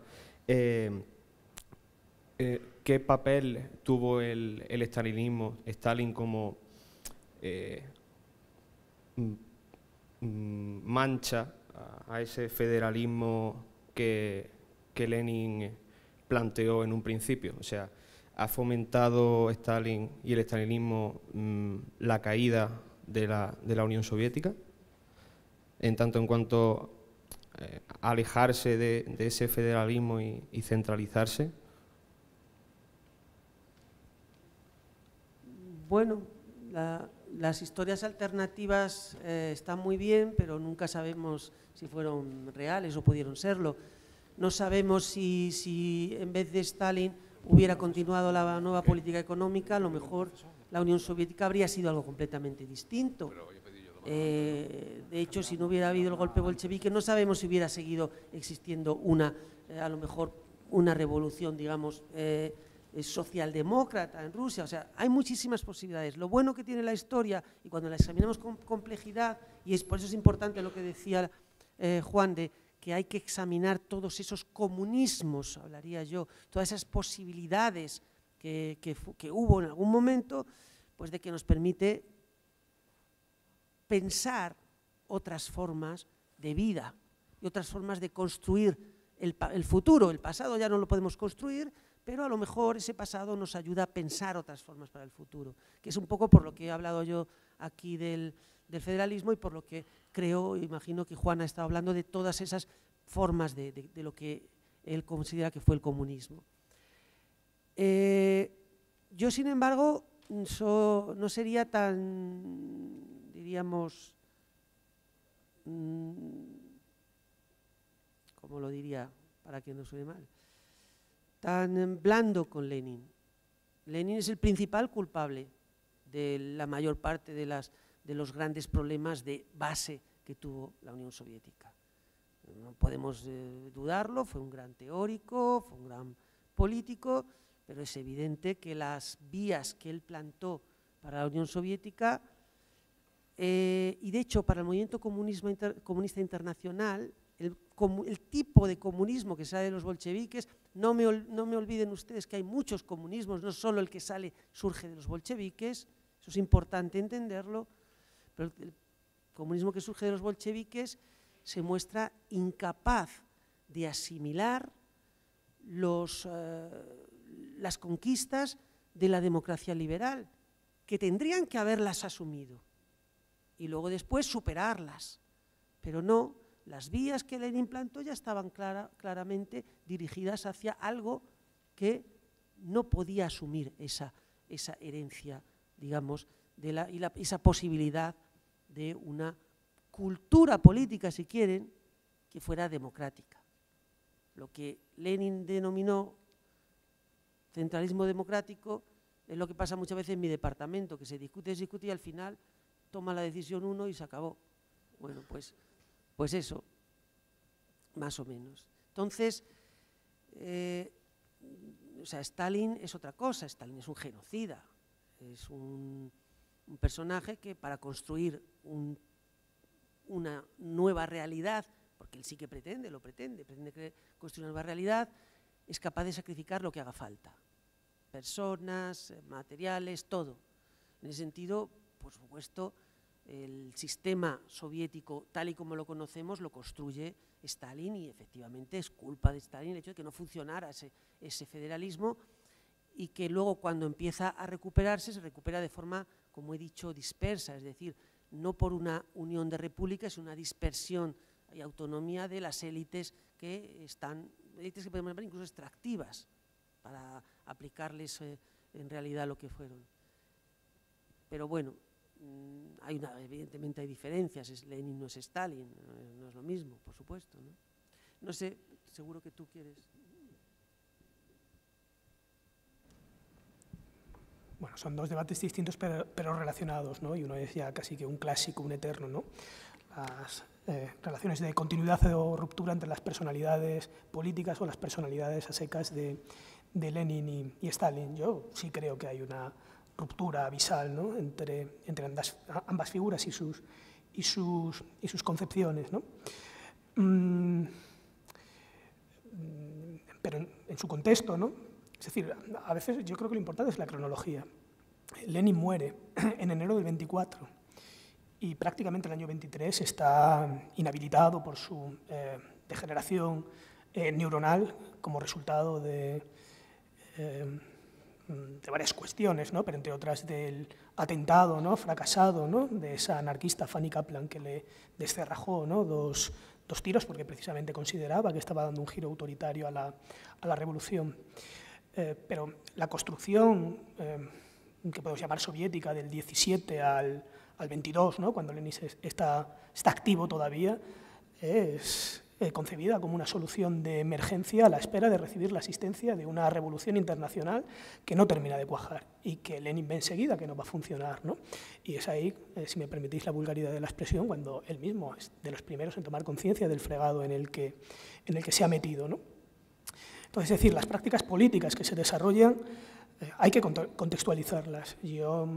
La idea de la reincorporación, ¿no?, de los valores de la democracia liberal me parece un tanto anacrónica, si viendo el contexto de la época identificamos que la mayor parte de los regímenes políticos son o monarquías autoritarias o monarquías basadas en el principio de la soberanía compartida, o las repúblicas que hay son repúblicas en buena medida, o democracias en buena medida oligárquicas, elitistas, basadas en el mejor de los casos en el sufragio universal, exclusivamente masculino, con algunas excepciones, ¿no? Sí es verdad que cabe un debate cuyo eje yo creo que es el debate entre Lenin y Rosa Luxemburgo. Es decir, la idea de Lenin y de algunos bolcheviques es que los procedimientos democráticos, parlamentarios, son ralentizantes en un contexto de emergencia, donde si la revolución no se impone aceleradamente va a terminar cayendo por su propio peso y que, por tanto, hay que prescindir de los mismos, a la búsqueda de otras formas de legitimidad que son múltiples, ¿no? Y desde el punto de vista democrático, por supuesto que muy frágiles, extraordinariamente frágiles. Pero se remiten al aval que recibe del Soviet de Petrogrado, se remite a otra forma más frágil de legitimación democrática, que es, a propósito de los resultados de las elecciones a la Asamblea Constituyente, donde obviamente ellos han quedado segundos a una distancia considerable de los socialrevolucionarios, pero donde han sido mayoritarios en los principales acuartelamientos de la guerra civil y en las principales ciudades como Petrogrado. Obviamente eso cae por su propio peso en el momento que disuelven la Asamblea Constituyente, ¿verdad?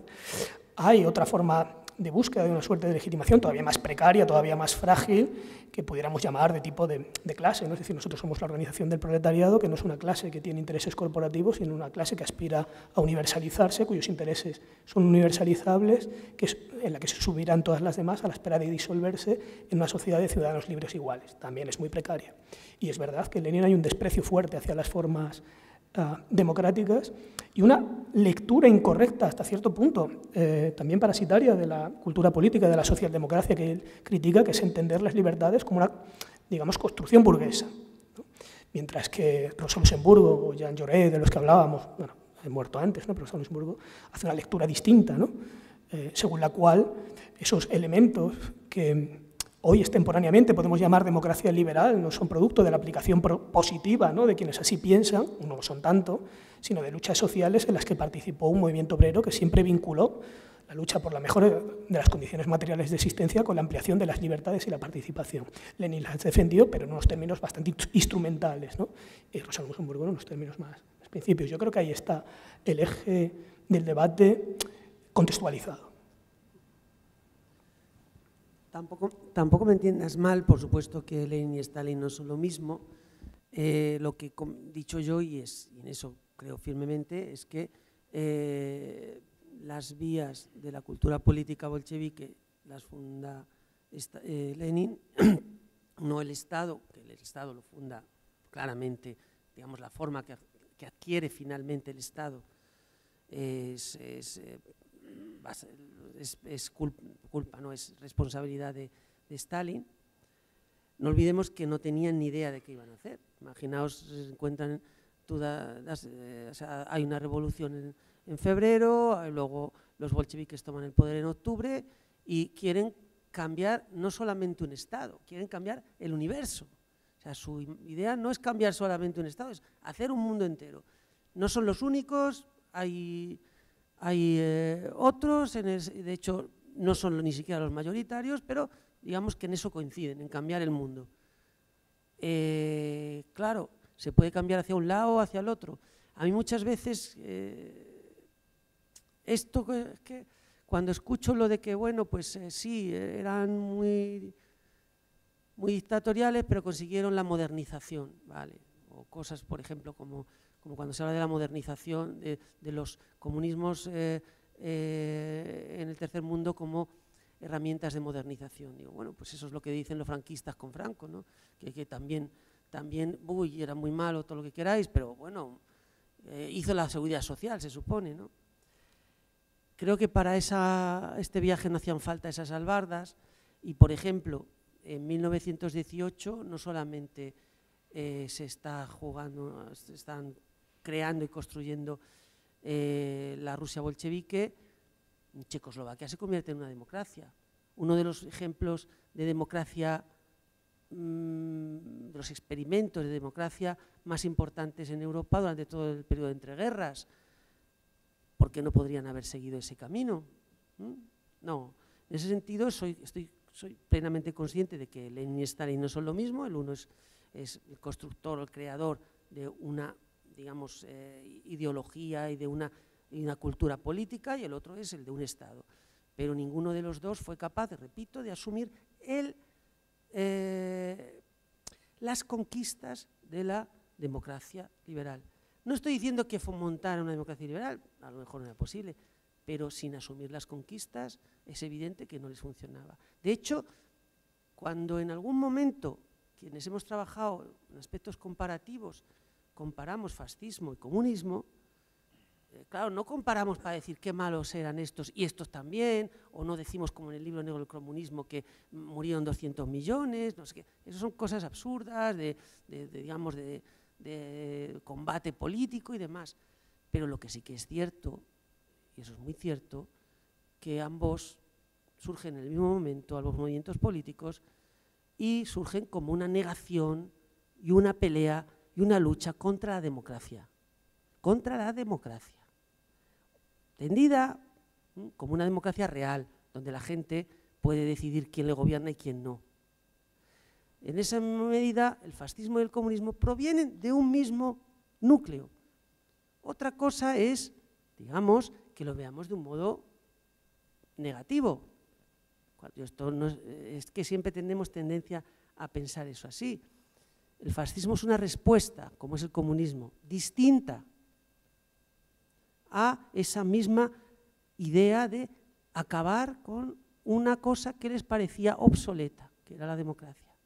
No una asunción como hizo la socialdemocracia, que por lo que sabemos hasta ahora es el único sistema, digamos, que ha permitido una cierta, bueno, pues tranquilidad social, progreso social, sin un número excesivo de violencia, una cantidad excesiva de violencia. Sí, bueno, yo lo que quería comentar, y si al respecto quieren hacer alguna alusión, es lo siguiente. Y es que, sobre todo, el primer conferenciante nos ha hecho una síntesis de una cuestión que es bastante compleja, ¿no? Desde el comunismo llevado a la práctica, desde la Unión Soviética y de otros aspectos del comunismo, ¿no? Pero ahí me parece un aspecto importante que yo realmente, he descubierto, digamos, en los últimos años, que es el papel que tuvo la masonería en la fundación, ¿no?, de la propia Unión Soviética, en la divulgación de esto. Porque está documentado que, y esto también nos permite comprender desde mi punto de vista los tiempos en los que vivimos, el día de hoy, estas cuestiones que han comentado, ¿no?, ahora el profesor José María, sobre la globalización, un poder global, un Estado único, etcétera, ¿no? Porque resulta que la Revolución de Octubre estuvo financiada, por un lado Lenin, Alemania, por esta élite masónica, que, es decir, los propios capitalistas la financiaron. De hecho, Trotsky vivió en Wall Street y desde allí pasa por Canadá para montar la revolución, ¿no? Así como Lenin vino de Suiza, ¿no?, cargado de oro para montarlo. Esto que hace unos años a mí me sonaba como muy conspiranoico, pero que ya digo, está más que documentado. Y que permite comprender, claro, dado que si esa confrontación que se nos ha dado en el siglo XX, siempre de que el comunismo surge como por oposición al capitalismo, cuando está realmente ha sido financiado por los propios capitalistas, y vemos cómo en la práctica casi todos los regímenes comunistas han degenerado, ¿no?, la URSS, en China, etcétera, en capitalismo de Estado. Hombre, no me parece tampoco baladí que en el libro del negro del comunismo se hablaba, no sé, ha citado 200, el profesor José María, ¿no?, de 200 millones, se habla de 100 millones de muertes, eso no es ninguna tontería, ¿no? Y creo que todo esto se explica, pues, por esta obsesión de la élite de controlar, ¿no?, reducir y controlar la población mundial, y que nos permite comprender también los acontecimientos actuales y en lo que puede degenerar todo lo que estamos viviendo, ¿no? Dios no lo quiera, pero estamos al borde, ya están hablando, ¿no?, de amenazas de una guerra nuclear que sería bastante devastadora y solo sería concebible si estuviera pactada por la propia élite.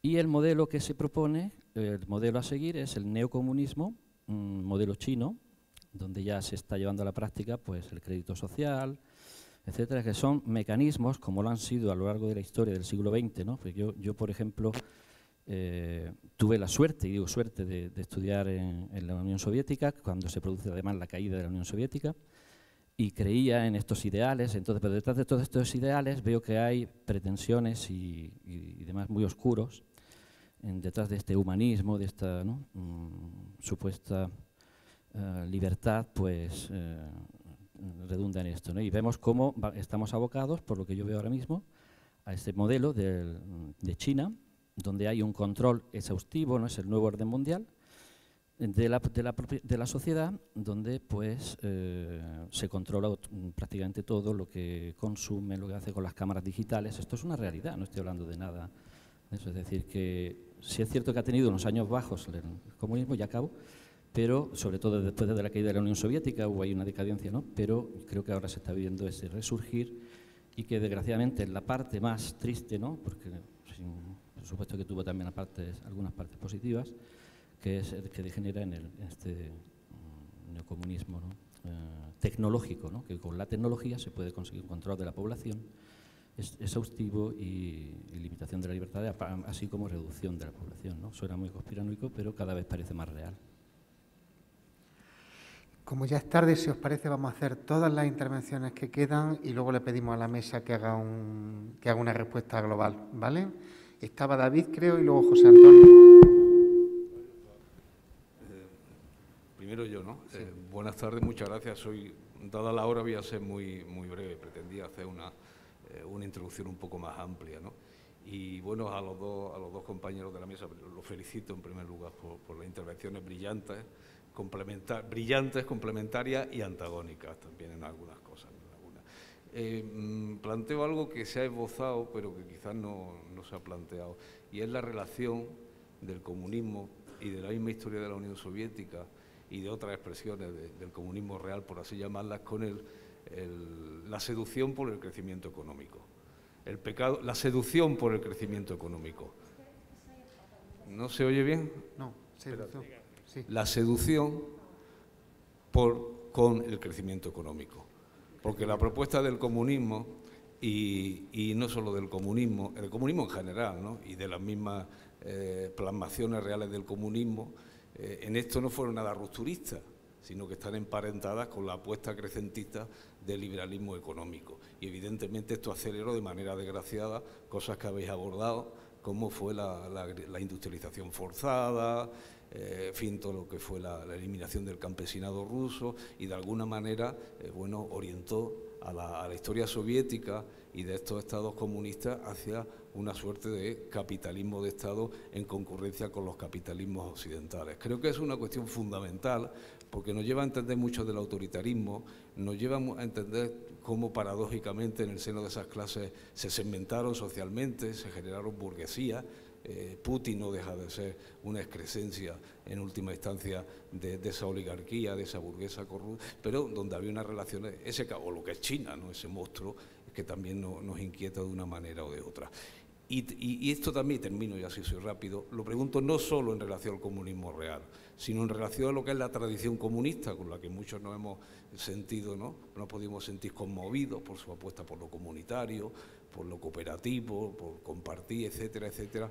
Pero hasta qué punto la incomprensión no de Marx, que se sentía absolutamente deleitado en el manifiesto comunista por las maravillas del capitalismo industrial y su capacidad para generar crecimiento, sino, claro, a Marx no le podemos pedir eso.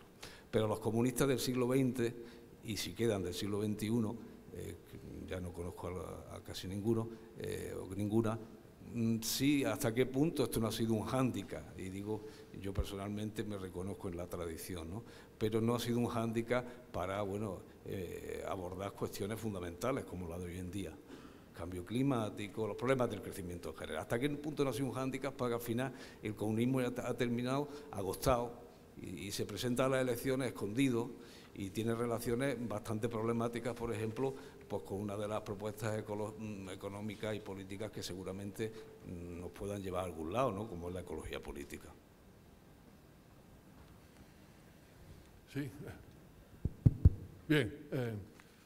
Muchas gracias por vuestras magníficas intervenciones y muchas gracias al equipo de Canal por habernos brindado la posibilidad de este acto.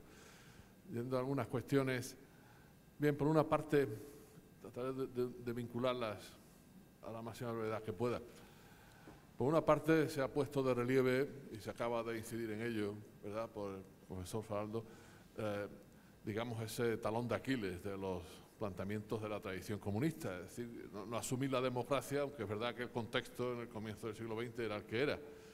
Pero claro, ahí se estableció un modelo de revolución, no solo de práctica de revolución, sino de revolución, que luego se ha extendido por muchos sitios. Y siempre hemos comprobado, desgraciadamente, que cuando la democracia no ha acompañado a esos planteamientos, la revolución se hace entrópica y acaba en antirrevolución. No solo la contrarrevolución, que opera desde fuera, como ocurrió en la guerra posterior a la revolución bolchevique, sino que la antirrevolución opera desde dentro. Y desgraciadamente lo hemos visto en muchos sitios, y valdría el dicho de que la revolución devora a sus hijos, ¿no?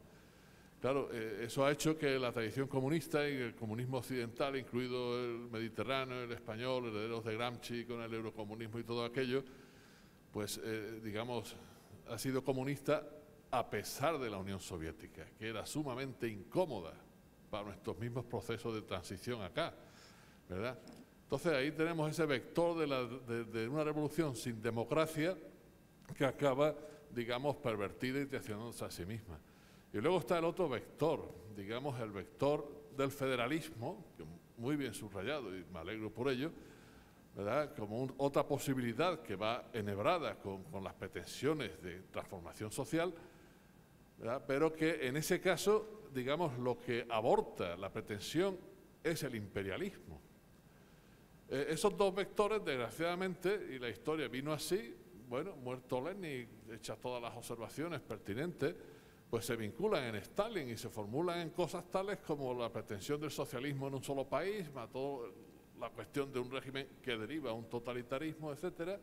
Bueno, luego se reponen de aquello, después con Brezhnev, etcétera, y llega el colapso de la Unión Soviética. Pero sin haber abordado suficientemente toda esa herencia y todo eso, todo ese magma que está ahí, ni ellos allí ni nosotros suficientemente aquí. En conclusión, llega la situación actual con Putin y pienso que hereda lo peor de los dos vectores, es decir, imperialismo y dictadura. Y además alentado por todo un magma, en ese caso teórico, de Iván Iliev, ¿verdad?, filofascista o fascista, en su tiempo opuesto a la misma Unión Soviética y que es rehabilitado por Putin, ¿verdad?, Alexander Dugin, es decir, con componentes nazis y no ucranianos, y luego los planteamientos de lo que se llama el proyecto euroasiático, ¿verdad?, digamos, como meter una cuña para una nueva posición de la Gran Rusia en un panorama mundial. En conclusión, soy sumamente pesimista respecto a cómo puede resolverse esto. Y además, me parece importante subrayar una cosa, que lo digo también en sentido autocrítico, es decir, tenemos en la izquierda pues ciertos tics que nos impiden ver los hechos de frente en sus duras verdades y no se pueden confundir el agresor con el agredido o la víctima con el verdugo. Entonces, en fin, todo esto al hilo de vuestras magníficas intervenciones, que os agradezco además en este ámbito que nos invita a reflexionar y a hacer valer argumentos, ¿no? Muchísimas gracias. Pues, si queréis, yo digo una cosita y tú te doy la última palabra, que tienes mucho que decir. Yo no voy a decir más que un recuerdo. Cuando se hundió la Unión Soviética, y yo, pues como muchos de mi época, estábamos en grupos de ultraizquierda y demás, aunque yo nunca fui bolchevique, nunca fui comunista en ese sentido, pero para mí me pareció que se abría por fin la posibilidad de librarnos de toda esa ganga. Y dije, ahora por fin vamos a poder escribir, pensar y darle otra vuelta, pensar que no necesitamos toda esa ganga de esa dictadura odiosa y además absurda, ¿no? Que, y en eso tienes toda la razón, tengo un curso de vida cotidiana en el comunismo y siempre empezamos diciendo, el gran problema es que jamás el socialismo de Estado, el socialismo soviético, jamás sobrepasó la línea mental, el horizonte mental del capitalismo. Y eso es radical. Hicieron una especie de mala imitación del capitalismo con peores materiales, con peores formas y encima con un montón de violencia. Entonces, pues lo que digo, para eso necesitamos esas baladas, ¿no? Para ese viaje. Y termino. Yo pensé eso en aquellos tiempos, que podríamos librarnos de esta ganga. Y hace un par de años el PC me sorprendió habilitando el leninismo. Yo es que me quedé, es que no lo podéis ni imaginar. Además, gente que conozco, a las que aprecio un montón, ¿cómo pudieron hacer eso? Es volver a reconstruir esa misma ganga cuando, fijaos, es tan sencillo. El comunismo español tiene una mina de oro en sus militantes antifranquistas. El antifranquismo español de los comunistas es increíble, impresionante. Gente que luchó sin saber nada, porque además el comunismo español era muy analfabeto, no era un comunismo de élites como en otros países. Había mucha gente de base, muchos obreros que se lo creían. Y sin embargo, en vez de basarse en eso, nos vuelven a sacar a Lenin, que está ya más podrido allí en Moscú que nada. Así que por eso me pongo tan rabioso, si me quieren, si me lo permiten, hablando de este tema. Porque creo que es otra ocasión perdida de construir algo distinto sobre bases que son mucho más importantes y mucho más fuertes que, bueno, pues toda esa historia de no sé, bueno, en fin. ¿Me vas a dar un buen palo? Son muchas cosas y para articularlas habría que construir otra conferencia y no es el momento, ¿no?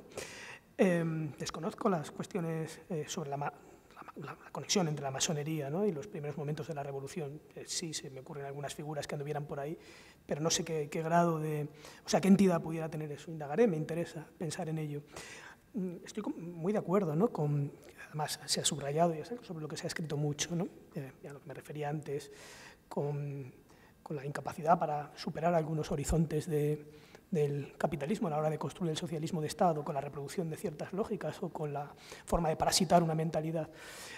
Yo que lo que sí he trabajado ha sido el contexto histórico de los finales de los 60, de los 70 y principios de los 80. Hay un momento muy interesante en el que se debate tres lugares distintos, ¿no? Que pudieran ser muy representativos. Uno es la RDA.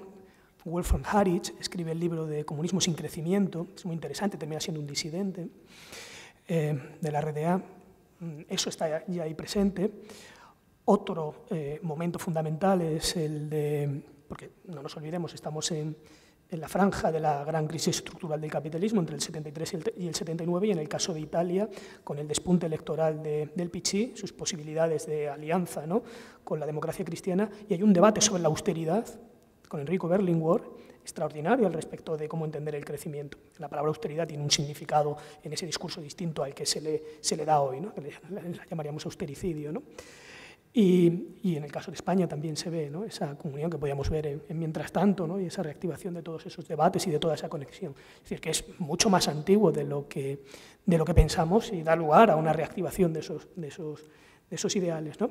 Bueno, podríamos debatir, yo no comparto esa idea, ¿no? Del comunismo y el fascismo como movimientos análogos a izquierda y derecha frente a un enemigo común que es el de la democracia. Por supuesto que el comunismo se materializa en formas de dictadura, expresa un desprecio importante a las formas parlamentarias, pero al mismo tiempo las revoluciones y algunas de sus materializaciones suponen un ejercicio constante de la misma y tiene que ajustar esa contradicción que normalmente a la hora de construir sistemas de Estado la resuelve por la vía autoritaria, eso está claro, pero no es una hostilidad manifiesta, sino una lectura que en muchos casos reincorpora todas las tradiciones democráticas porque las ve como propias, como jacobinas, como plebeyas, asume todo ese legado.